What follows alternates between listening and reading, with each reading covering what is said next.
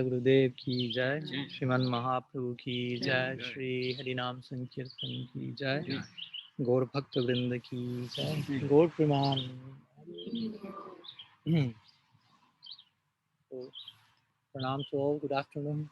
Thanks for coming, and my pleasure, my joy, my honor to be with all of you. One more time for some days, but here we are. I hope. So we'll be sharing some thoughts these days regarding mostly by the inspiration invitation of Subal. So if you don't like the topic, you can speak with him, no problem. Bhaktivinoda Thakura's prayers in Navadvip Bhavataranga about directed to Narasingha Dev, Narasingha Bhagavan, in the pursuit of Raga Bhakti. So we'll share some ideas also. I know Gauranga Priya also suggested something. We have also one day for that, no problem. We are saving that for sure. So in other words, we will try to share some ideas, some thoughts concerning to the role of Narahari in our Raga-marga. Because Narahari is quite famous and quite invoked, maybe for the wrong reasons on many occasions. Generally, those even figures of divinity that are the most popular, generally, most popular means the most invoked for the wrong reasons, generally. Basically, that has to do with the choice of the masses. If someone is popular or famous, probably it's because of being appreciated not for what they are really worthy of, ultimately of appreciation. So Bhagavan is not an exception to that rule. So Nrsimha Bhagavan is quite popular amongst even Gaudiya Vaishnavas, but I will say in many cases for the wrong reasons, let's say, or not for the best possible reasons, if you will. And he will be invoked by, I don't know, for protection, but the point is protection from what? Because we can be protected from so many things. We can even use Nrsimhadev as a, how to say, as a facilitator for our victim consciousness. So he has to protect me from so many dangers and enemies that lie outside of myself. So Nrsimha Bhagavan can become the Ishtadev for victim consciousness, if you will. But we are here trying to pursue Krishna consciousness, which is the exact opposite of victim consciousness. So we will also try to speak a little bit about that in these days. So for us as Gaudiya Vaishnavas, as you know, Chaitanya Charitamrita says, Prema Rasa Nirayas Karite Ashwadan Raga-marga Bhakti Lokik Karite Prachanam. So Mahaprabhu came mostly for Prema Rasa Nirayas Karite Ashwadan, for relishing Prema Ras, the ultimate possibilities of Prema Ras, and also as a byproduct of that, Raga-marga Bhakti Lokik Karite Prachanam. As our Guru Maharaj will say, Mahaprabhu is tasting Radha Bhav to such a degree that that experience at one point starts to overflow him and create some tidal wave as a byproduct of his own relishing, and that's his preaching, basically. Preaching means, as we always say, prachar includes the word achar. So achar means a particular type of personal behavior, and pra means a special type of. So achar means conduct, and achar means a very special type of conduct, which generally is translated as preaching. So we get the gist of the notion of preaching means a special type of conduct. That's equal to preaching. So that was Mahaprabhu about. He was having such a special type of behavior, if you will, that created a tidal wave as a byproduct. So that's Raga-marga Bhakti Loki Pariti Pracharan. He engaged in prachar, the verse says pracharan, of Raga-marga Bhakti Loki. So he distributed in the world this Raga-marga Bhakti. So,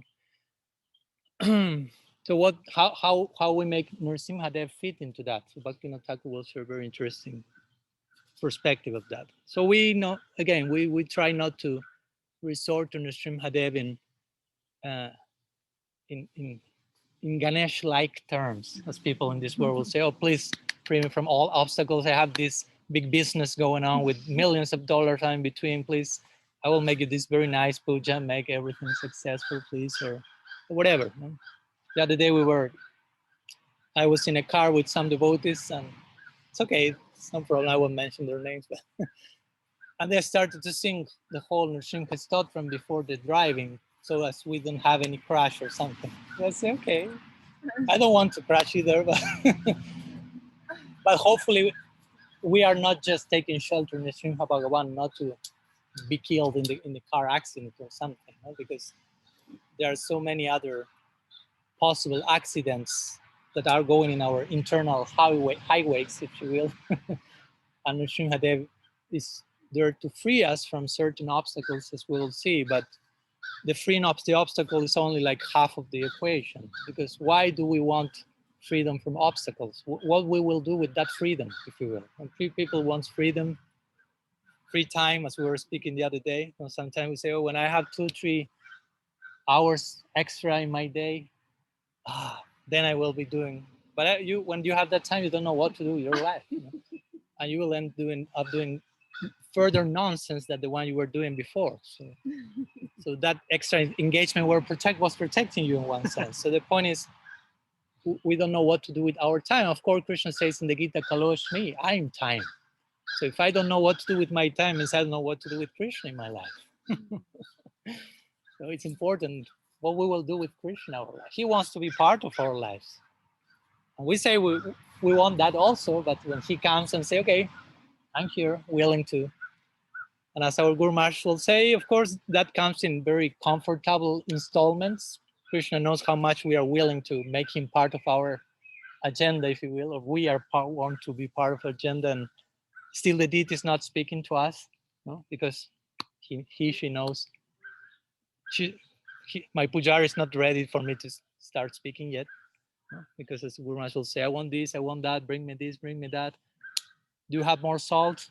And you have to be ready to reply like Sanatana Goswami did. Maybe we are not in that situation yet. There's no salt, there's no ghee, do not ask for anything. And then you have a whole boat of salt appearing nearby, whatever. So the idea is, what's the role of Narasingha Dev in the Raga-marga, basically? We want to thread the Raga-marga. We will try to speak about also when speaking about Narasingha Dev and when speaking about the role of Narasingha Dev in the Raga-marga, we also will try to get a further glimpse of what's the Raga-marga all about. Also, in the context of realizing Narasingha Dev's role in the Raga-marga, we have to also realize our own role in the Raga-marga. What's expected from us? What's the real entry point into this Raga-marga? That we are threading on one level or another, but there are so many circles of fire we have to go through to really become full-fledged members of the Raga-marga. So it's such a great ideal that the most unbecoming thing we will do is take such a high ideal in the cheapest possible way. We don't want that. So our acharyas try to instruct us that you try to make the ideal the highest possible conception of the ideal that came to your life, not the cheapest possible way to do that. Because if you try to make the thing as cheapest as possible in connection to the highest possible ideal, that's like a scandal for the sages, basically. In the world of the sages, that will be like, no, this cannot be happening. No, this is not possible. Yeah. I don't know if you are hearing me because of the car or something. If not, you can get closer. I cannot get louder, so you can get closer. That's the equation, just in case. So our Raga-marga, what does it mean to engage in Raga-nuga Bhakti in a gist? Srila Rupa Goswami will say, Braja Lokanushatara. as Anusharata. Sorry. Brajalok Anusharata. Anushar. Brajalok Anushar. Brajalok means the people from the Braj. And Anusar is the opposite of Anukar.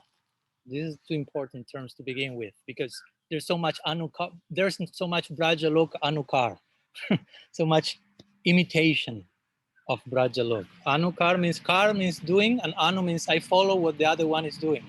So I read about what the Brajavasis are doing and I just do a copy paste of their behavior. But that's Brajaloka Anukarata. Rupa Goswami say Brajaloka Anusharata. So Anukar means imitation, Anushar means Sara means essence. So Anusar means to follow the essence of what those people represent. So that's another thing that requires some introspection. How can follow the footsteps of the Brajavasis without imitating them? So Nrsimhadev will be there as a good filter for us to protect us from imitation in the name of Raga Bhakti and warranty our following the footsteps. But to begin with, we could say, okay, we follow the footsteps of the Brajavasis. We will try. That will be essential part of our ideal. And the Brajavasis are worshipping Nrsimhadev to begin with. Because someone may say, what does Nrsimhadev has to do with Raga-marga? Well, they're worshipping Nrsimhadev in the Golok, in these two divisions. They are worshipping Nrsimhadev in Golok Vrindavan, and they are worshipping Nrsimhadev in Golok Navadvip. These two, as Guru Maharaj will say, in the lotus of Golok Vrindavan and in the lotus inside the lotus called Golok Navadvip. The lotus of Golok Vrindavan comes another lotus, the same stem, but a lotus inside another lotus to Golok Navadvip. So in the Vrindavan Lila, in Golok Vrindavan, Nrsimhadev is worshipped at Nandishwar, Nanda Baba's house or palace, I should say. So she's the Ishtadev there, and she's daily worshipped. Mother Mangal is doing the pujas. We know he's the pujari there. And of course, as Guru Maharaj will say, they are worshipping the Nrsimhadev. There's a form of Vaidhi Bhakti, if you will, in the context of the Lila there, in the full realm of Raga Bhakti, Ragatmika Bhakti. And everyone is worshipping Nrsimhadev, but their mind is in Krishna always, somewhere else with Krishna. So they were worshiping Nrsimhadev with the idea, please protect. Jashoda will say, protect our Lala. Every time Krishna is going for the Uttar Goshta Lila with the cows and the friends, she will call Krishna, take and put different, how do you say in English? Amulets? Like amulets, kabachas, and do nyasa and touch different parts of the body of Krishna, recite mantras, and especially Nrsimhadev will be invoked at that moment. No? So Krishna is protected in his daily exploits in the forest. So Nrsimhadev is worshipped in Golok Vrindavan, and Nrsimhadev is also worshipped in Golok Navadvip, in Sriva Sangam, which is the headquarters, if you will, of the whole or Lila, even in Nitya Navadvip. He's being worshipped by Srivas Pandit there for the protection, as he's worshipped in Braj for the protection of Krishna, he's worshipped in Navadvip for the protection of Nam Sankirtan, basically. And Nam Sankirtan is Krishna, because Nam Sankirtan includes Nam, and Nam Abhinatvam, Nam and Nam, you know. So between the name and the name, there is no difference. So in Navadvip, they are praying to Nrsimhadev protection of Sankirtan movement, which by extension is protection of Krishna in the form of his name, in the form of congregational chanting. So both Golok Vrindavan, Golok Navadvip, Krishna is being the object of the prayers of Narasingha. Also, we may connect Nrsimhadev's role in the context of Gaur Lila, of Raga Bhakti, sorry, to this Srimad Bhagavat. For us, the Bhagavat is basically the, as Maharaj will say, the hub around which all sacred texts revolve, and the main source of inspiration for all the Raga Bhakti granthas that came out of this Srimad Bhagavatam. So we have the famous commentator of Srimad Bhagavatam, Sridhar Swami, so revered by Mahaprabhu himself. And the Istadevata of Sridhar Swami was Narasingha. You know that, no? Yeah. So this is this famous story. I will tell it shortly. You may have known it. Where Sridhar Swami presents his Bhagavad commentary, and as you know, he has some ideas connected to Advaita Vedanta. They're trying to act as a, how do you say, like a hook, like a bait to catch the followers of Shankar. But in between, given very interesting thoracic explanations of the Bhagavad. So it was kind of unorthodox commentary for the time in Varanasi was this. So all the followers of Mahadev and Shankar as well, Shankaracharya, were doubting about how the bona fideness, I mean, maybe it doesn't exist that word, but you follow the idea, the bona fideness of the commentary. So they put Sridhar Swami's commentary in front of the deity of Mahadev, Shiva, to see what happened. Something has to happen. If it's bona fide, something has to happen. And if it's not bona fide, I don't know, the book has to explode or something. But something has to happen. So something happened for sure. So they left the book all night, and the next day they went there, and one verse was there, self-manifest. Aham vedmi svukubeti vyasubeti naveti va Sridharam sarvaveti Narasingha prasidatam. There is one version. There are two versions of this same verse, but this one's the ones that appear there. So it means Mahadev was speaking, Aham vedmi, I know the Bhagavad, Sukubeti, Suka knows, Sukadev Goswami knows the meaning of the Bhagavad. Vyasubeti nabeti va, famous line. Vyasa may know, he may not know. He may be aware of what was flowing through him at that moment, or he may not be aware. He may be just being puppeted, if you will, by Krishna's Swarup Shakti, and he may not be aware of whatever. I mean, that may happen sometimes. You may give a lecture and someone say, oh, that was so nice, that thing that you said. I didn't say that. What? I didn't say that. Show me the recording. So you realize it's not me. Or sometimes I'm giving a lecture and some idea comes and say, oh, that was a cool concept. But immediately I realized it was not me. I mean, it was not me. I'm just witnessing someone else's lecture, if you will. That's the weird thing. It seems I'm here, the one with the tall chair and the big stuff here, all this paraphernalia, this Aishwarya-like paraphernalia. So, but I'm also here in the lecture. I mean, I'm with you there, actually. We are not all witnessing. Countryside paraphernalia. So, so the verse continues saying, Shiva knows, Sukadev knows, Vyasa may know, may not know. Sridharam Sarvaviti Narasingha. But Sridhar Swami, Sarvaviti, he knows it all, from tip to toe. The Bhagavad, Narasingha Prasidata. By the mercy, by the blessings of Nrsimhadev, he's a real knower of the Bhagavad. So something happened that day, and his commentary became so much embraced by Mahaprabhu himself.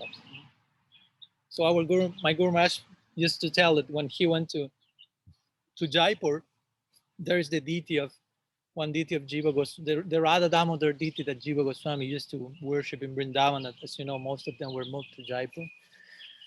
And there's one Narasingha deity there also, along with the Radha Damodar deity. And when he went there to Jaipur, he prayed to both Radha Damodar and Narasingha, please bless me so I may understand Srimad Bhagavatam. And we know the prayer bear fruit. We are a consequence of that. We are a byproduct of those prayers. A disciple is a byproduct of his guru's prayers. We should feel like that. Whatever good comes out of me, that's the result of my guardians' eyes, vigilant eyes on me, and their well-wishing and prayers. So, Shrimad Bhagavan Ki Jai. So we see, he's so crucial even in the context of learning the Bhagavad, which is so central to our Raga-marga. As Bhaktisiddhanta Saraswati Thakur put it on his logo on the Gaudiya mat, the Raga-marga side was reserved from the Bhagavad. The other side was more connected to we may call Ajataruchi Raganuga Bhakti. Sometimes they call it Vaidhi Bhakti. There were Pancharatra and other scripts, but Raga-marga, Bhagavata. That's the whole thing. And interestingly, similarly than how it was made in Dawn in Gaur Lila, Srila Prabhupada Bhaktivedanta Swami Maharaj, he also instructed his followers try to worship Nrsimhadev, sing to him for the protection of the Sankirtan movement, like following into the footsteps of Srivas Pandit in Gaur Lila, worshiping Nrsimhadev at home. Because again, he said, let's worship Nrsimhadev to protect Sankirtan movement. Means let's worship Nrsimhadev for the protection of the Raga-marga, because Sankirtan movement is Raga-marga. Srila Prabhupada will call his society Krishna consciousness movement. So Krishna consciousness, as you know, means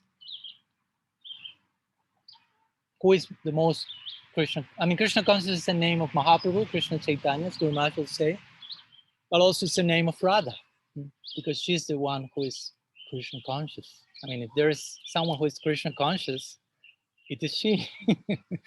So we could say Krishna consciousness means Radha, basically, Shri Radha.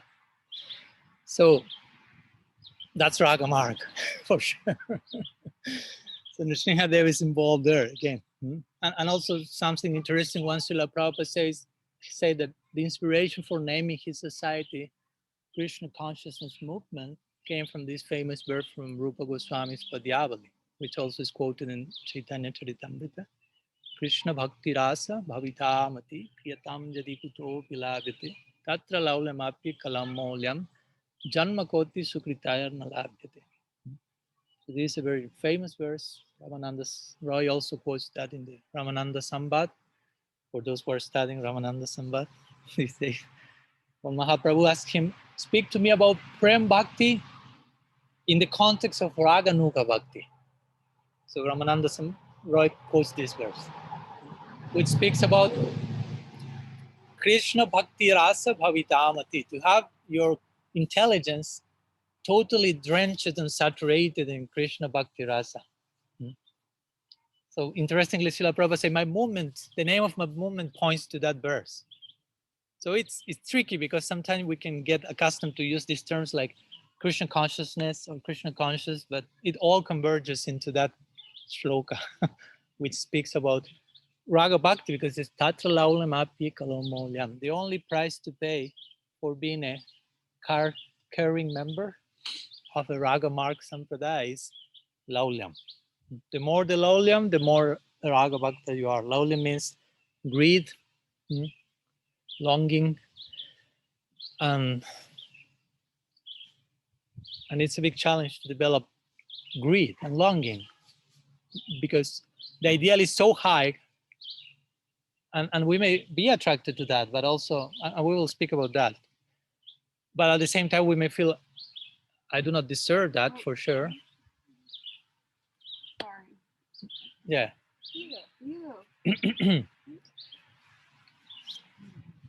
But this paradoxical thing finds its place. Rupa and Sanatan Goswami, when they met Mahaprabhu, they say, Apana, Jogya, Dekhi, Mana, Pauk, Shobha, Tata Tumara Guna, Upajaya Lova. They say, although we are totally wretched, you say, wretched and fallen, even though we still feel attracted towards your attributes.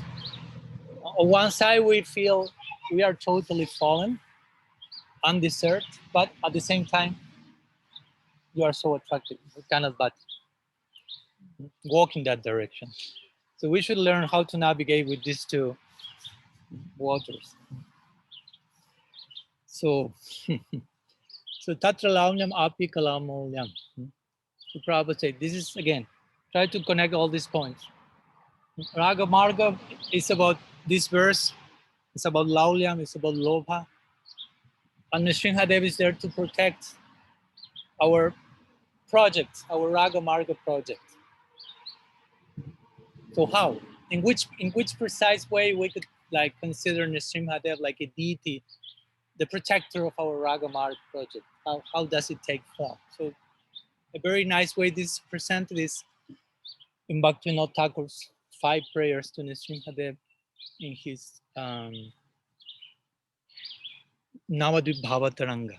So we will be studying, I don't know how many days. I was thinking maybe these 3 days, but maybe it may take more.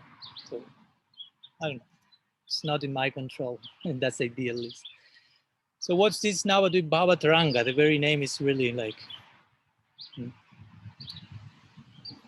Raga-marga like.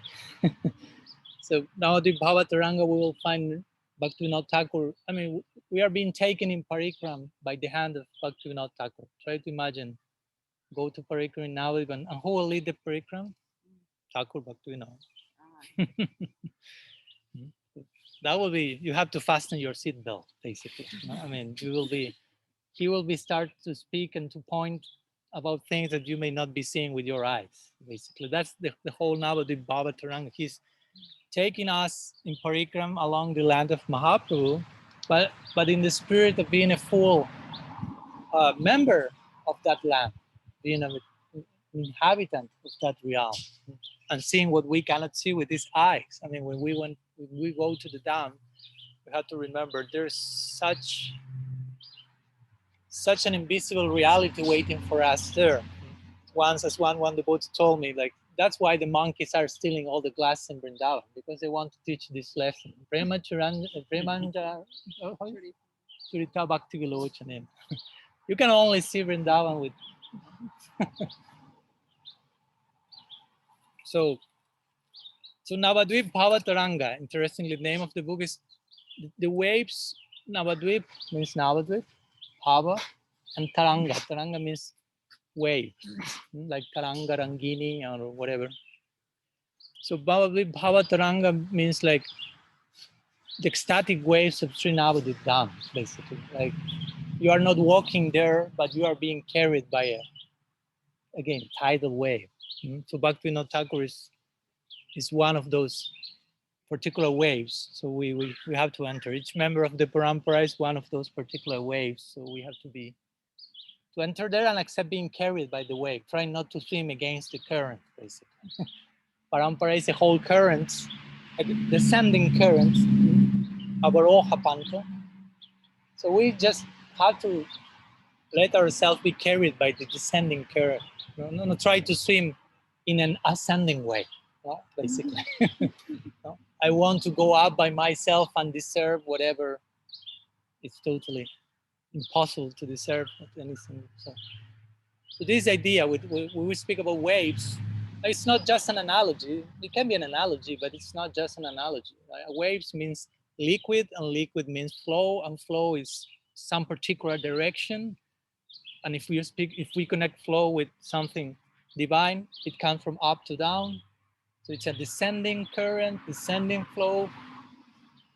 And if we are to enter there, I mean, again, we cannot go against the flow. So just let yourself be carried by it. So Bhaktivinoda Thakur in this Navadvip Bhavataranga will be swimming deeply in taking the deepest jewels of the ocean of Bhava in Navadvip, inviting us not to remain swimming in the surface of the river. In the surface, you will only find salty water and some plastic bags that people will throw. But the jewels are right in the bottom of that. So in this Navadvip Bhavataranga, Bhaktivinoda Thakur is going to the main places of parikram in Navadvip, but also showing places and people that you cannot see with these eyes, basically. He's having constantly different spurtis, different revelations through the means of his, what we call bhava netra or prem netra, the eye of emotion, the eye of love. That's the entrance to the Dham, basically.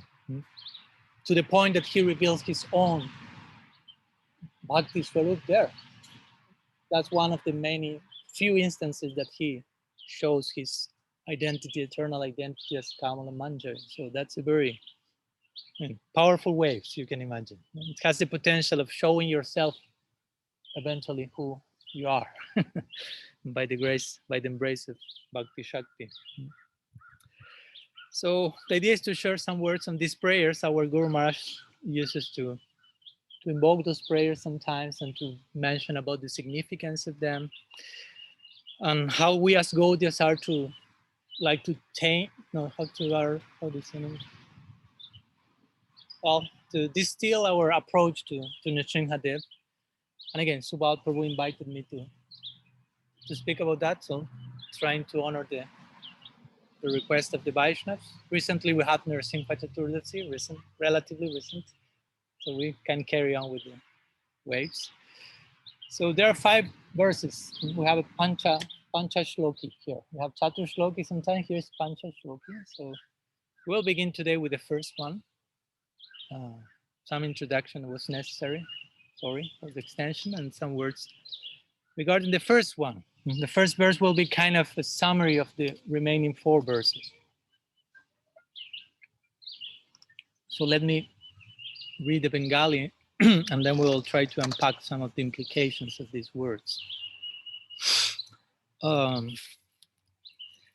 Idustahridaye kama adirupachaya kutinati pratisthas satya sadarai hridaya sodhana ara krishna ravasan nishrimha charane mora eito kamana.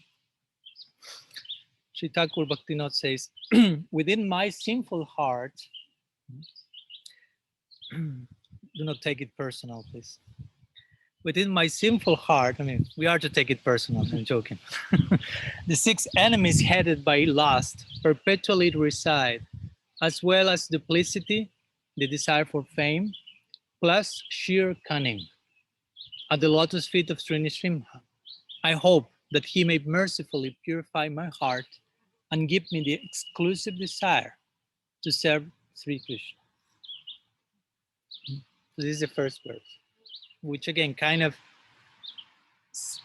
summarizes the very gist of in which mode approach Nrsimhadev, which prayer, in the context of which ultimate goal.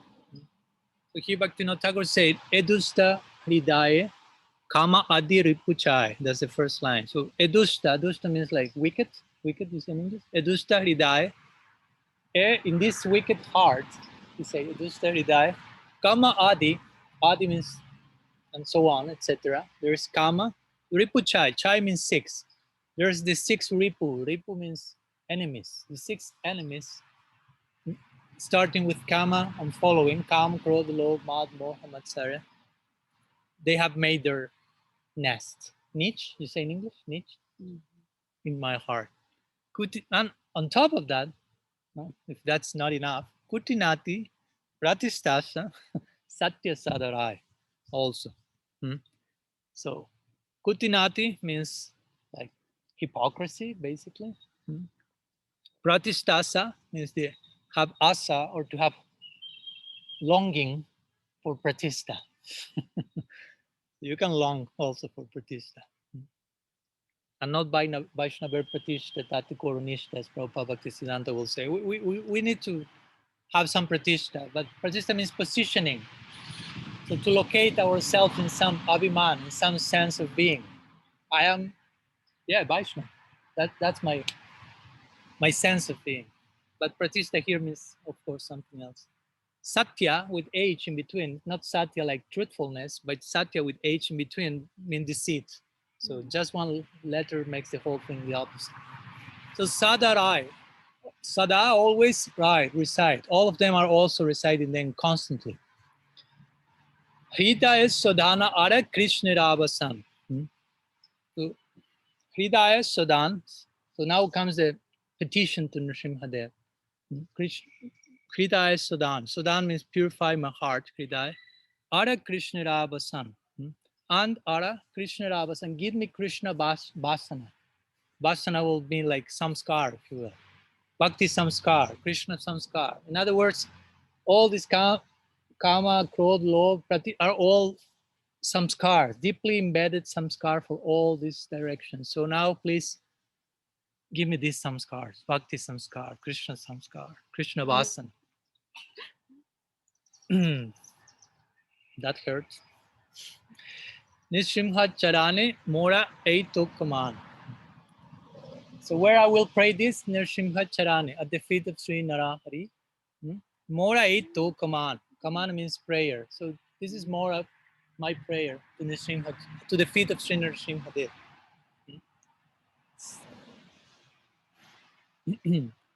So let's try to say something about that.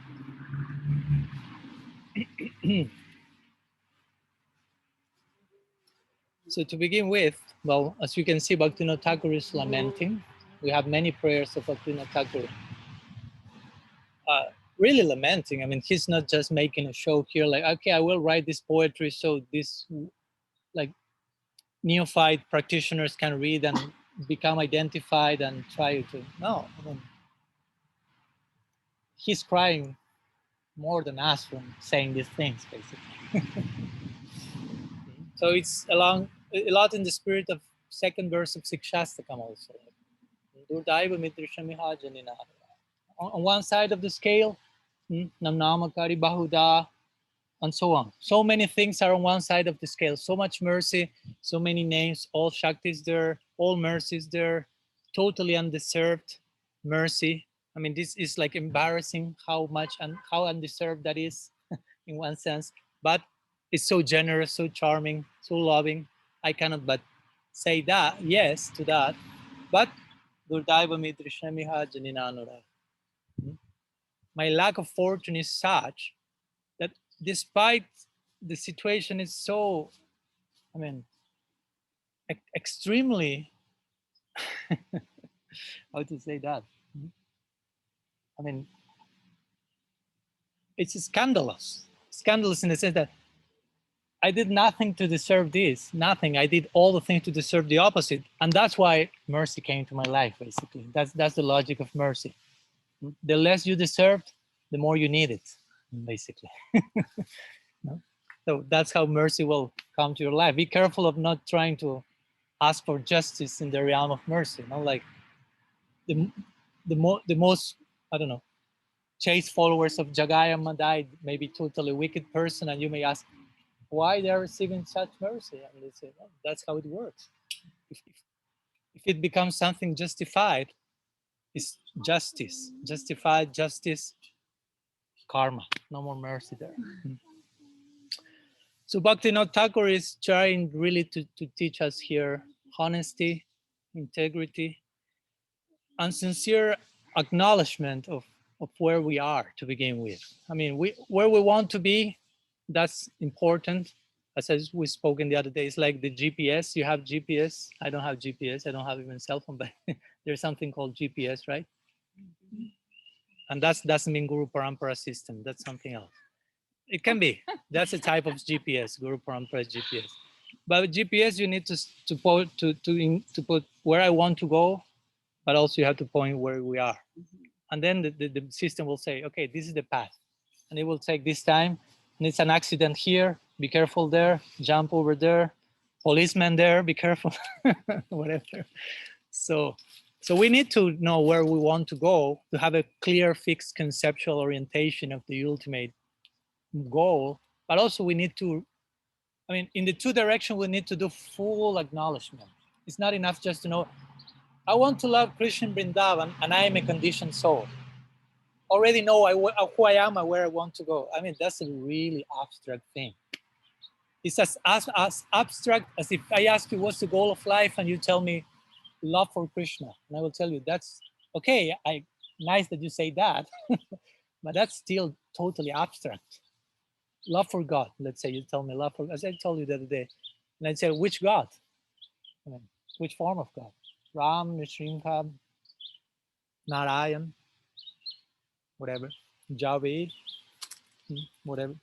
No, Krishna. So which Krishna? Braj Krishna, Mathura Krishna, Dwarka, no, Braj Krishna. Which Braj Krishna? Which particular rasa? Which division of that particular rasa? Under the guidance of whom in which particular group of that particular? So we need eventually to get into the specifics to get to that point. And in the same way that we need to go into that extreme level of specificity, and not only in theory, but in internal acquaintance, we need to get extremely detailed acquaintance of where we are now. Because as much as we really understand where we are now, the more we will appreciate how extreme is the mercy that is still knocking on our door. The more you realize how fallen we are, we have an idea of how fallen we are, but we don't have the full picture. The more we increase that idea, the more the meaning of mercy will make sense for us, full sense in our life. Because again, mercy means I don't care if you deserve that or not. You need it. And I need to give it to you. So something like that. So, Cheto Darpana Marjana means that. Shikshastakam is very nice, but sometimes we go too fast through the 8 verses. We should learn to get, as we were speaking today with Mahamantra, we were speaking about Ramananda Sambad was, yeah. And we were saying, and she was telling me, I'm reading Ramananda Sambad and I'm going quite slow. So, and I say, the idea came, okay, but you got stuck in Ramananda Sambad. I mean, that's eternal. I want to get stuck there for eternity, actually. So it's not about finishing the book. It's about getting stuck in a particular portal in that book and remain there forever, trapped in those pages. As our Guru Maharaj will say, there's one blank page in the book that is saved for you. And you have to fill that page with your own testimony. So it's not about finishing the book and continue with the next one, but it's about finding the blank page and sneaking into that, entering into that. So when we read Sikshastakam, I say, okay, let's go quickly. No, stop there. Chetadarpana Marjana. That's a good stop point. Put pause there and take all the necessary lifetimes to embrace that very first line, which is the first glory of Sri Nam Sankirtan. There are 7 glories. Prabhupada Bhaktisiddhanta compared them to 7 tongues of present in the fire. So we are speaking about the fire of Sankirtan. So it's the first glory means cleaning the dust of your chitta, which may not seem too glorious, but our acharyas say that's one glory. That's glorious. Even if it doesn't feel glorious to you subjectively, to take the broom and make yourself a mess full of dust, but Mahaprabhu said that's one glory, and only that glory will allow you to go to all the other glories. You don't speak about whatever Pratipadam, Purnamrita, Shradanam, or all this stuff. Chetadarpana Marjanam. What are the implications of that? What's chitta? Chitta. Chitta means in what nowadays we will call the subconscious, basically. Sometimes it's difficult to understand what's the chitta, but actually that's the chitta, like the storehouse of samskars, basically. So that's a scary place to go. Like sometimes in your house, you have a storehouse, and after some years, if you are not keeping it in order and cleaning, that becomes a scary place to go. I mean, you don't know if you want to open, there may be a whole new community there of people or who knows what happened. It's a vortex. You have vortex? You open the door, so if your family member is not appearing after some hours, you go to you call storehouse? Whatever. Shed? Okay. So the chitta is like that. And generally, we are not too often accustomed to go there, visit there, clean there, put everything in order. But everything gets more and more thickened there and condensed there, and you are not aware that's going on. So chitta darpana marjanam. So basically, that means, to put it in contemporary terms, chitta darpana marjanam is embrace your subconscious. I mean, we can say clean the mirror of your mind, but the practical implication, if I tell you embrace your subconscious, that may give a clearer picture of that. Maybe a more scary picture as well, but it's clearer. It's more real. Try to go to those like unknown, mysterious corners of your inner world that for some reason or another you don't want to research, and allow Srinam to take those things that are in the subconscious to the conscious platform. Of course, Srinam will clean so many things in the subconscious even without us being aware of that. But also will take some of that into the front line, you say. And our part is to be willing to accept that. I mean, to be willing to recognize, to make proper acknowledgement of the land, if you will, of the unknown land, if you will. So that's the first glory of Suriname. All of you are serious now. I'm speaking this point, right? So, because it's a serious issue, and that's shit. Like the implication is, if you are not willing to work with your inner mechanics and dynamics, do not expect all the other glories of the practice, because you have to do your part. You have to have your own integrity as a sadhaka. So, but Thakura is expressing himself in this way by lamenting and so on.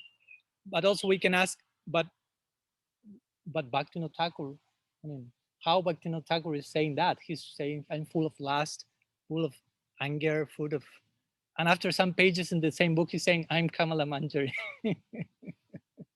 So that's interesting. Of course, in one sense, we could say you will have to go through those stages also. At one point, if you want to recognize I'm whoever Manjari, whoever Saka, whoever, whatever, first you have to recognize I'm full of all, I'm full of foolishness. I'm full of myself. I'm fooling myself, whatever. So once I thought, well, why Thakur is saying that? I'm full of lust. I mean, he's not full of lust at all. He's full of another type of calm, Kamanuga Bhakti. But I was thinking, well, but when you reach, I was remembering the words of Srila Sridhar Maharaj. He said, when you reach the infinite, you will realize that there's no limit to making progress. And that's overwhelming.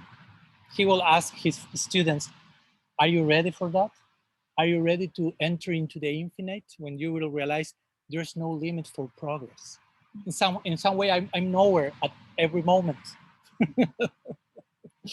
Because there's always scope for more progress. And no matter how much progress you made, there's so much more in front of you. And that's for eternity. It's not that, okay, I will accept that for a month, I will determine myself, and after that, give me a good vacation, send me to Vaikuntha or somewhere else, and some Santa Rasa vacation for 2 months. And then I go back to Raga-marga dynamics. No. Ongoing, continuous. So the point is, for someone who has prem, and you may be Siddha, and you have prem and whatever, but there's so much prem you can have. So comparing how much prem you can have with the prem you have, maybe your subjective conclusion will be, I'm full of lust. Subjectively speaking, you will feel like, because you are seeing your prospect, you are seeing the potential, the horizon of all that is waiting for you in this eternal realm, that even though you have prem, for us it will be overwhelming to even have a drop of prem. You may be full of prem, but you can be that much more full of prem, that maybe subjectively you say, I'm full of all this anartha. Something in that particular mood, that expression may come. So interestingly, these anarthas, kama, krodha, lobha, mada, moha, matsarya, like lust, anger, greed, illusion, pride, envy, they are called papa. So papa means in English, because at least I don't know, Tamal Krishna at least speaks some Spanish. So papa means potato in Spanish. But for us, papa means sin, not translated in English. So it's interesting, because we in the Bhakti Marg are not so much careful, if you will, about sin as we are with aparadh, because we know that Bhakti is so powerful. Of course, we are not using that as an excuse to engage in sin, because that becomes aparadh in itself, as you know. But also all these sinful tendencies are very delicate, because why? If you apply lust, anger, envy in your relationship with the Vaishnava, that's no longer papa, that's aparadh. I mean, if you think what's aparadh about, it's basically taking sin and applying that in the context of your relation with the Vaishnavas. You follow my point? And that's why, I don't know, Raghunath Das Goswami in the Manasiksha and so on, they are saying us, be careful with these sins, because they can turn into aparad if you express themselves in the context of the Swarup Shakti. So that's why that's our emphasis in that sense. No? And that's why also Bhaktivinoda Thakur, remember, he's speaking like here in the context of Raga Bhakti. So in one sense, again, a Raga Bhakti is not so much concerned about sin, but if sin is expressed in the context of Bhakti, that's aparad, and that's another, as we say, as sins of the flesh, sins of the soul. We have Papa and aparad. So in this way, Narasimha Dev, he's being connected here to all these functions of what we may call Panchanga Bhakti. Sadhu Sangha, Nama Kirtan, Bhagavat Shravan, Mathura Bhasri Murtir Swadayas. He's protecting us in our Sadhu Sangha from these sins that may turn into aparad. He's protecting us in our chanting of Srinamas. We say he's the protector of Nam Sankirtan. He's protecting us in our approach to the Bhagavatam, as Sridhar Swami showed, and so on. All these main limbs of Raga Bhakti, we could approach Nrsimhadev in a way that he's playing a role in protecting us in the proper approach to all of them. And of course, an extension of all these enemies that Bhaktivinoda Thakur mentions here, that we may also term there, of course, as anarthas or false values. Basically, anartha means that, like false sense of richness, if you will. Artha means wealth. So anartha means you think there is wealth there and there is not. And you develop all the hopes related to that. Like if you find a $100 bill on the floor, immediately like, asa, this word, hope. Oh, such a prospect. You already, before taking the bill from the floor, you already know what you will do with that. You already in your mind see yourself enjoying whatever object you will buy with that, basically, something like that. But it was, if it's a, how do you say in English, counterfeit?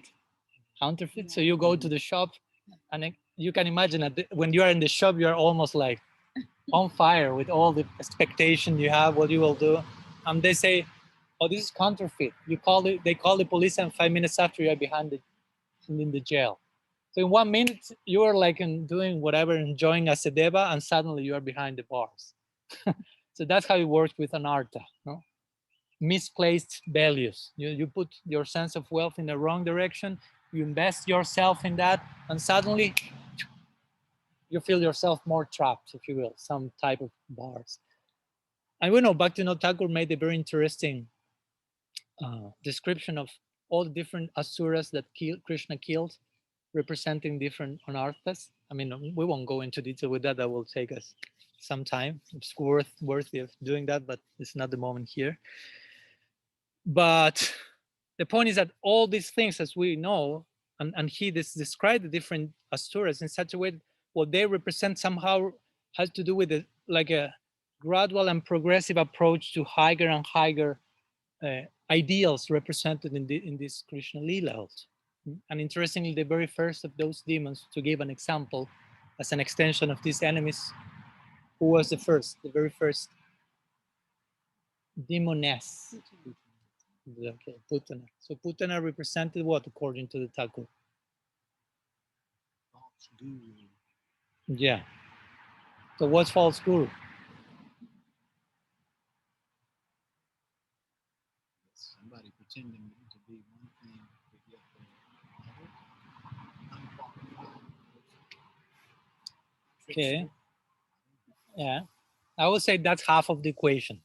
False guru is there is some cheater outside. But again, this can be subtly promoting victim consciousness. So we don't want that. So let's take the other side, the other half of the equation. False guru means there is bona fide guru, but there is cheating disciple. So if me as a disciple I'm not sincere, I will experience false guru, because if not because the guru is false, but because I'm false as a disciple, so I will just get false guru, even though the guru is real. But as much as there's real disciple, there will be real guru. So our Guru Maharaj teaches, you cannot have a disciple if there's no guru. You cannot have a guru if there's no disciple. But you can take that also into shades of gray. The more bona fide the disciple, the more bona fide he will be able to perceive the Guru is.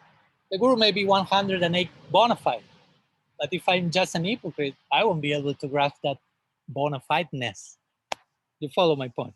So again, going back to us, proportionately how much we are there, ready to give our part, to pay our price as disciples, Guru Tattva will manifest in front of us, basically. And as much as we are not willing to do so, there won't be Guru. There won't be Guru. If there is no disciple, the function of Sri Guru is not manifesting. That's the idea. And vice versa. So again, all this has to do with our roles as what's expected from us in the Raga-marga.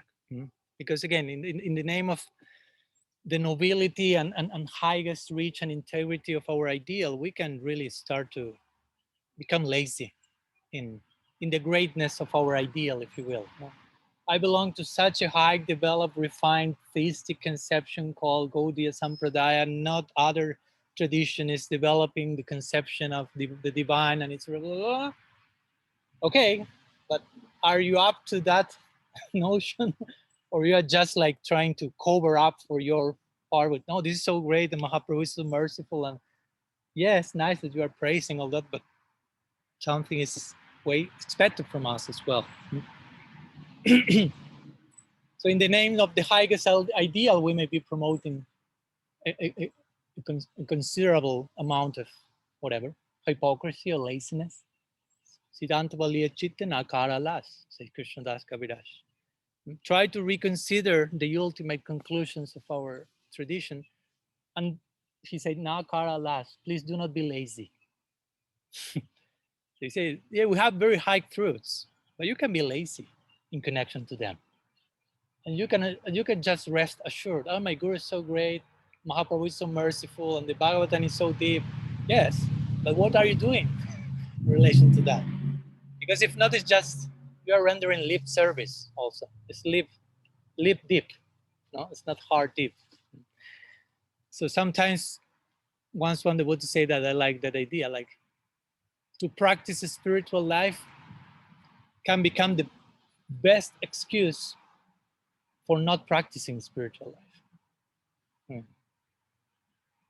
Because I practice spiritual life. I mean, you can just take shelter into the concept to hide yourself and do exactly all the things that you shouldn't be doing in the name of what you say you're doing. So sometimes to practice spiritual life can become the perfect excuse not to practice spiritual life. So we should be careful, because it can become, we may not have the intention of engaging in that, but gradually we may like enter into that comfort zone, and we practice spiritual life, and we know how to conduct in a, I don't know, in the bureaucracy, or the, like, I see the devotee, Jai Banchakal, Jai Maharaj, here have the donation, and whatever, I put my head in this direction and I say it like this, and I'm doing my stuff. But Raga Bhakti has nothing to do with that. Raga Bhakti means your heart is, at least you want your heart to burn with a particular hope and a particular service attitude, by perceiving the necessity of service that is in the higher realms, basically. At least the hope. Prabodhananda Saraswati says that in Radha Rasa Sudhanidhi very nicely. Says, if I cannot attain this topmost ultimate goal of my life that I want to attain, at least allow me to die with that hope. If I can die with that hope, that's more than enough. I mean, that's so much. That's so much. Because the ideal is so big, my point is, that I cannot, I mean, if I just say, I want to attain that ideal right now, most probably means you are not fully grasping the depth of the ideal. When you start to really say things like, if I could just die with the hope for such ideal, it means you are starting to understand what's the ideal about. Like this famous story, I think I told you already 107 times, so let's go for the 108 now. Chaitanya Bhagavat, Mukunda being chastised by Mahaprabhu. You know that one? We are to relish that for eternity, so we have to repeat Kirtaniya Slaha. So he's chastised by Mahaprabhu, and Mahaprabhu chastises. What's the chastisement Mahaprabhu gives? The worst possible thing. You cannot have my darshan any longer. I mean, Mukunda was accustomed to drink in the beauty of Mahaprabhu every single day. So we don't know what does it mean. I mean, we don't know what does it mean to not see Krishna until we see Krishna. You follow? I mean, try to think what must it mean to see Mahaprabhu, and on top of that, try to imagine what must it mean to stop seeing Mahaprabhu after having seen him. I mean, what else is there to be seen, basically? The purpose of their eyes are gone, it's gone, basically. So the point is that Mukunda is about to die, basically. And Mahaprabhu has some purpose in the chastisements, as you know. And the devotees are dying along with Mukunda, basically, because they are seeing Mukunda dying in separation. And the empathic nature of a Vaishnava is they are dying with him, basically. So they are going to visit him daily. And one day Mukunda say, please, can you ask our Prabhu something? Only one thing. The only thing I care for. I only want to know one single thing in my life. And even with the answer, the reply to that question, I can die quietly. I have no problem. But I need to know this one thing. So say, yeah, what? Please ask him when I will have his darshan again. So they went to Mahaprabhu. And Mahaprabhu saw them and said, so where are you coming from? Oh, we went to visit Mukunda. What does he want? Externally, he showed like he was angry with Mukunda. So he would like to know when you will give his darshan and say, in a million lifetimes. So you can imagine, a million lifetimes. That's a long time, at least from some perspective. At least from some perspective. So the devotees were concerned because they were thinking, okay, I mean, how will we tell? I mean, who will kill Mukunda now? Basically, because they were like passing you kill him, because they were thinking whoever will give such a reply to Mukunda, he will die immediately. 1 million lifetimes. I mean, that's too much waiting. We hear the subjective experience in separation from Bhagavan and how 1 milli-microsecond feels like a yuga. So what to speak about objectively 1 million lifetimes? Subjectively, they will be experienced. I cannot even tell the number. You put many zeros there. But Mukunda was waiting. So at one point they returned and Mukunda said, so is there any reply? Yes. So eventually someone had the courage to open their mouth and say, he said that in 1 million lifetimes you will see him again. So everyone was expecting the worst at that moment, like preparing everything for this samadhi ceremony of Mukunda. But Mukunda starts to dance and to leap in the air and jump and roll in the ground and cry. And all these symptoms of the topmost, the greatest news you could ever receive in your life, he was expressing the symptoms of that type of news. So the devotees were starting to doubt. Maybe he heard improperly. Maybe he has some problem with the hearing, and he thought that we say, I don't know, 1 million microseconds would may equate to 1 hour or something. So they repeated to him, like almost shouting into his ear, no, 1 million lifetimes. 1 million lifetimes. But Mukunda kept dancing and rolling even more. The more he heard 1 million lifetimes, the more ecstatic he became. At that point, he was already being told like 3 million lifetimes already. And he was like dancing like mad. So the devotees were totally overwhelmed. And they asked, why? Why are you celebrating such a tragedy? I say, at least I know that I will see him again. I have that hope is there. I mean, it's not a hope even, it's confirmed. He himself say, you will have my darshan again. What's 1 million lifetimes?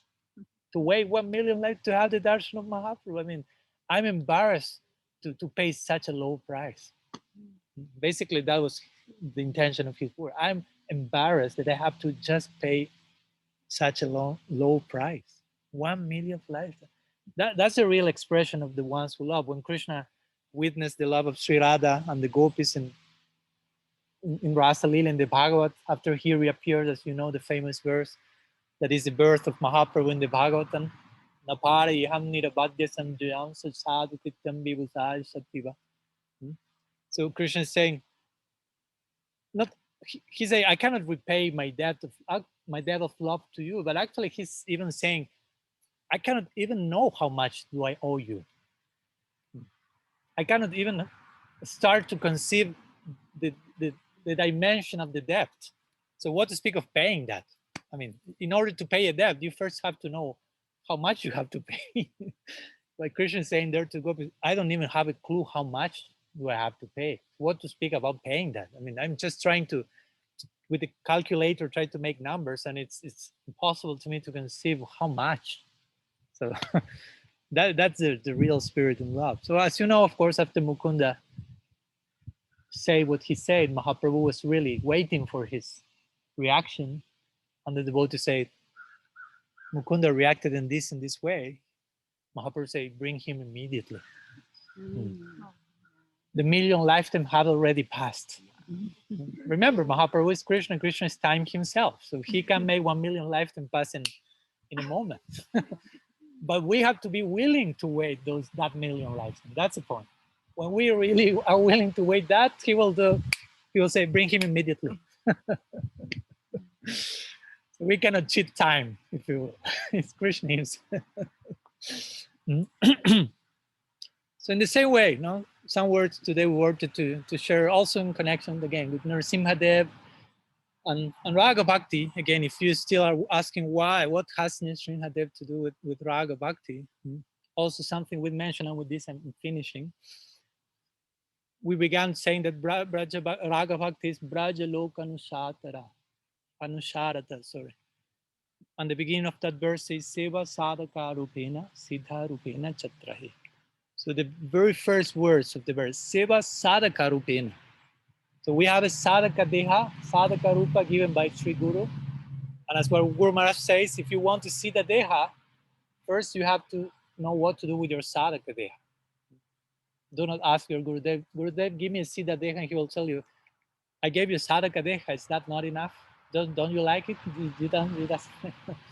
So Sadhaka Deha also implies dealing with what Archana Siddhi will call the messiness of the sadhaka and the beauty, the messiness and the beauty of the sadhaka. And that implies to live with our human relativity and our emotional sides and our psychophysiological chapters and the subconscious, all this messy stuff, all the, how do you call the storehouse? The shed there, the Chetadarpana Marjana, all that has to do with knowing what to do with our sadhaka deha, dealing with that also. So again, we were showing how Narasingha Dev can really help us to deal with aligning our sadhaka rupa, maybe in the context of what sometimes we call anartha nibriti, which is important point. Srila Prabhupada Bhaktisiddhanta gave this lecture called From Anartha Nibriti to Artha Prabriti. You may know it's at the end of the Guru Parampara booklet. No? So Anartha Nibriti, of course, is not a practice in itself. It's not that I will engage in Anartha Nibriti. I will engage in Bhajana Kriya. Anartha Nibriti will be a byproduct of that. But also Anartha Nibriti means I engage in Bhajana Kriya with a disposition of dealing with my anarthas. And that will invoke Anartha Nibriti, because if I don't want to deal with all those things, I won't go through Anartha Nibriti and I won't go through Nishta, Rucha, Sakti, Bhava, Prem. But at the same time, as Prabhupada Bhaktisiddhanta say, Anartha Nibriti is not the all in all. The ultimate goal is Artha Prabriti, the obtaining that which is really desirable, the ultimate service to Sri Radha, Madhava, and Golok. But Anartha Nibriti has its place in the context of Artha Prabriti.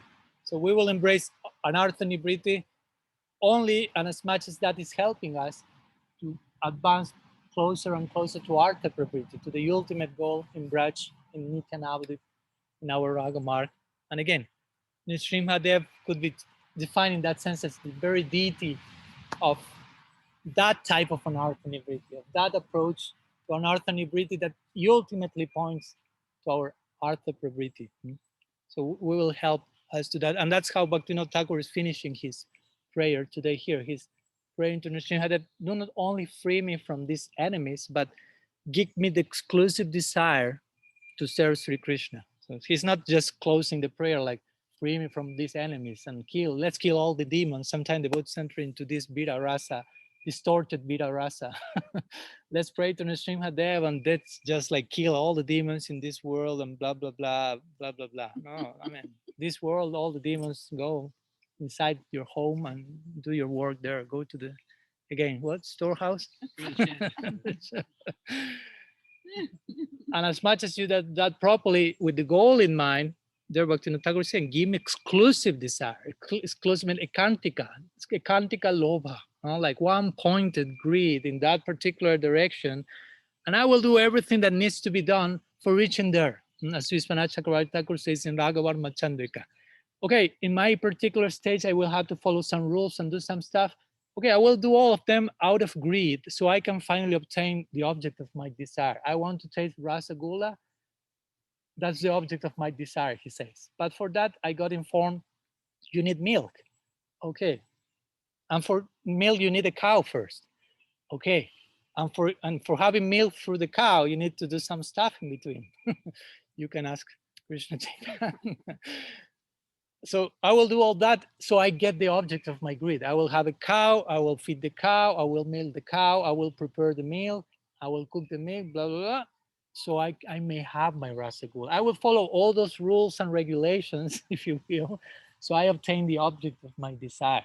So in that way, we may be dealing with our anartha nibriti only in the context of this artha pravriti, only in the context of this service to Bhagavan in Braj, where Bhagavan will be someone else. Bhagavan Narayan at that time will be Bhagavan actually. So let's try to develop this lobha, this lowliam, this greed in Raga Bhakti. Again, let's try to make the highest possible notion of that. Let's try to develop the highest possible conception of what does it mean to have that greed and tread that path, and not the lowest, cheapest possibility so we may enter it as quick as possible. This is not a quick thing. Let's be willing to wait whatever we need to wait in order to properly tread the path. So some ideas we want to share today. Hopefully that contributes to your Raga-marga project. And I don't know, we have some minutes if there are any questions or comments, whatever you may like to share. Yeah. When you mentioned how the disciple makes the guru-disciple relationship, and how you only have that experience based on your own, how much where you're at. And I wanted to, from when I was a younger child, I had witnessed some of the gurus that were maybe in my mind when you said false guru, they came to my mind. No, those are the false guru, But the main question is how a disciple can deal with that. Like if that guru was like maybe, I don't know, things were coming up with that guru. What does that mean for the disciple relationship in that sense? I mean, if the guru was not following, say, like okay, the right, okay. but the disciple had like so much. Maybe they did. I don't know. It's very complex. Yeah. It's pretty specific and individual. Each case is so different, no? But of course, that can happen. I can share some testimony also. But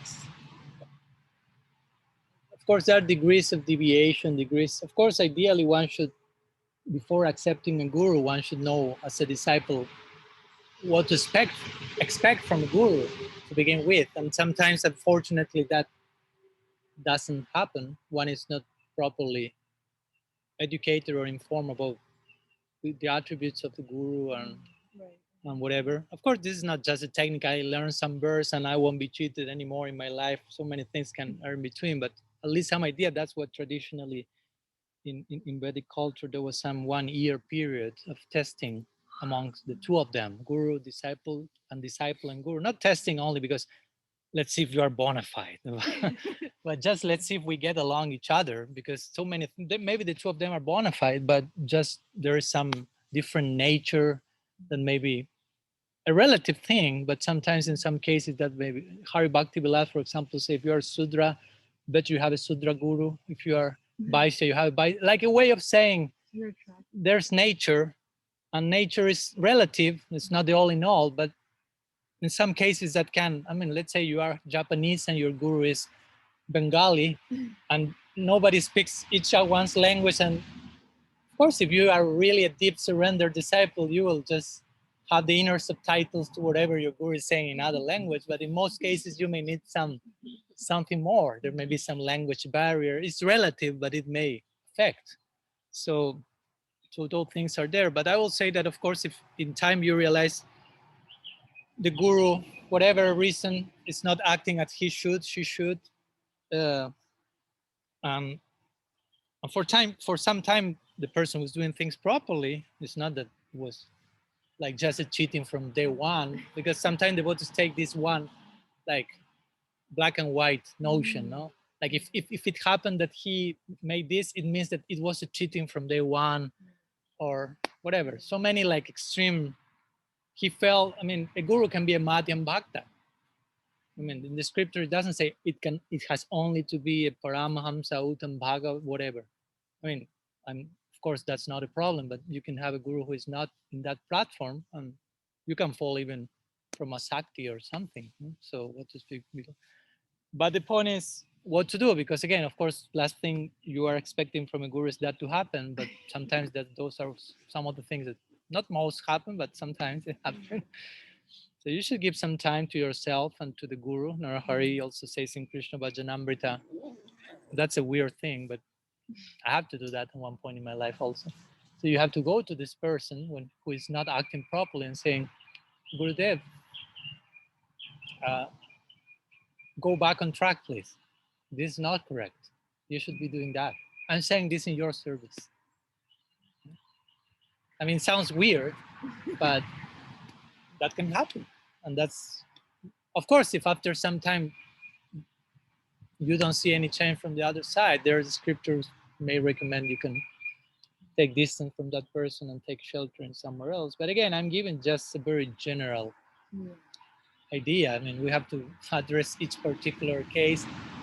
But an important thing I will say is that whatever the case, if something happens with that particular guru representative, it doesn't mean that the whole guru tattva is in crisis or have left you or something like this, because you have the Vyasti and you have the Samasti. So the Vyasti is the individual agent of the agency. So if that agent, for some reason, whatever the case, fails, still you have the whole agency. If you are sincere, because you are being put to test in that moment also, not only the failing guru is put to test, you as a disciple are put to test to see, let's see, because now you have the perfect option, the perfect excuse to bloop. No? Because, oh my guru did this. Or it's a way of like if your guru left this world, that's not the same thing for sure, but somehow the guru figure becomes invisible in your life. So let's see where you are as a disciple now. That was Srila Sri Maharaj say to disciples of Prabhupada when Prabhupada left this world. Say, now we will see who is a real disciple. How much you are able to continue developing your relationship with your Gurudev beyond mortality, if you will, beyond physical plane, because it's not about physical plane. At any moment it was not like that. So let's see who understood it right. So, but what I was saying, that's what I'm trying to say. So the guru department is not, I mean, the Vyasti may not be there, but the Samasti is still, Krishna is the original guru.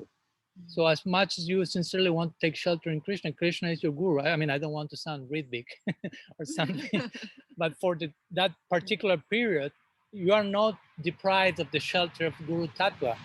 And eventually, if you are sincere, of course, he will guide you to some particular representative. You know, Guru Maharaj gives this nice example. Maybe you know that one. I like that one. that someone comes to your house and is selling whatever, something, computers. You didn't like that example, sorry. Something more tasteful? No, it's just that there's a computer. So Okay. you have to... The person is selling a computer, and the person convinced you about buying the computer. The person comes representing one agency and can representing Mac. So whatever. So you sign, you pay for the computer. They say, okay, but I cannot give you the computer because this is the one I'm showing in the different houses. But the computer will come tomorrow, blah, blah, blah. Okay. So next day, no computer. Next day, no computer. So the guy cheated you, took your money and didn't act as a proper representative of the agency.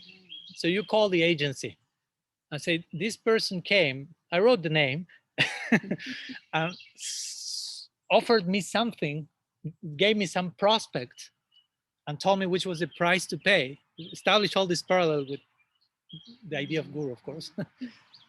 And I didn't receive what I was supposed to receive. So the agency will say, oh my God. So we have to make up for this. So the next day they will send you their best seller in the whole company with not only one Mac, but 2 Macs and some cookies and some chocolate, some extra bonus track, as they say in the music, to make up for that situation. So in the same way, if you have some situation and some representative Guru Tattva was not up to the mark, and you are sincere and you pray to the agency, they will make the arrangement and something, some special blessing will come. So there's never a single like chance or excuse to feel like discouraged or whatever. For some reason that happened, and for some reason many other things will happen after that if you do your part. Because at the end it's okay, I have to do my part. Even in the greatest calamity, I'm supposed to do something, and I can do so many things in that calamity, and most of the things are nonsense, and maybe one thing is the proper thing. I have to enter into the proper, it's delicate. So, but if we are sincere, as Silasya Maharaj will say, sincerity is, how do you say in English? Invincible. Invincible. So, okay, they come with the mood of Prashad is ready, I think. Prashad is ready? Yeah, the mood was proper. So, so we can finish here so we can continue honoring mercy from different sides, different senses. Thank you so much, and see you tomorrow for second verse and maybe some other ones. Srila Gurudev ki jai, Shriman Mahaprabhu ki jai, Shri Harinam Sankirtan ki jai, Srila Thakura Bhaktivinoda ki jai, Shri Nrsimha Bhagavan ki jai, Gaur Bhakta Vrinda ki jai, Gaur Premananda Vivo, Pancha Kalpataru Sadu Bhakshandu Jai, Ishanam Pavanebhyo Vaishnavebhyo Namo Namah, Ananta Koti Vaishnava Vrinda ki jai, Gaur Hri Bol.